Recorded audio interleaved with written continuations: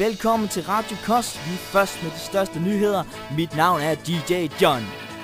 I denne weekend sender vi live fra Skårup Seminarium på grund af kampen om skolen, den store høring. Tidligere i dag var vi heldige at få undervisningsministeren Jesper Guldbrandsen i studiet. Her er, hvordan det lød. Velkommen til Jesper Guldbrandsen. Først og fremmest, hvordan har du det egentlig med at være her i den her weekend? Tak fordi jeg må være her. Jeg synes jo generelt, at situationen er meget uheldig, men nu er vi her, og lad os få det bedste ud af det. Det er da en god holdning at have, men hvad er egentlig dine fremtidsvisioner for skolen? Jamen altså, det skal privatiseres så meget som muligt, så det bliver lagt væk fra staten. Det er vores holdning.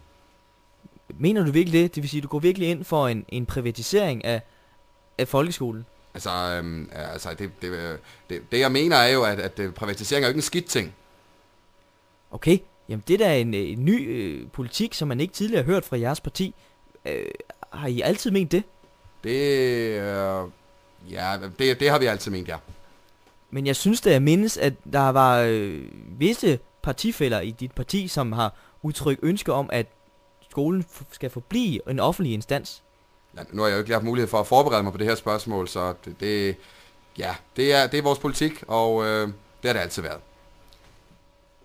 Men nu sidder jeg jo tilfældigvis med dine politiske papirer fra dit parti, og der står jo faktisk sort på hvidt, at de gerne vil have en offentlig skole, der skal være åben for alle, uden privatisering.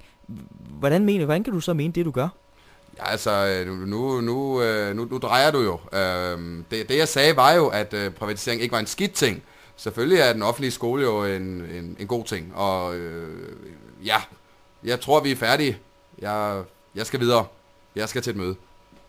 Jamen, så siger vi tak til Jesper Guldbrandsen, undervisningsminister. Og det var det tidligere interview med Jesper Guldbrandsen.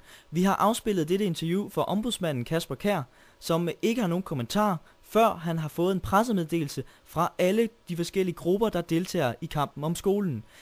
Pressemeddelelsen skal sendes til Viking inden kl. 19.30. Først herefter vil ombudsmanden bruge de forskellige pressemeddelelser i hans videre bedømmelse af kampen om skolen.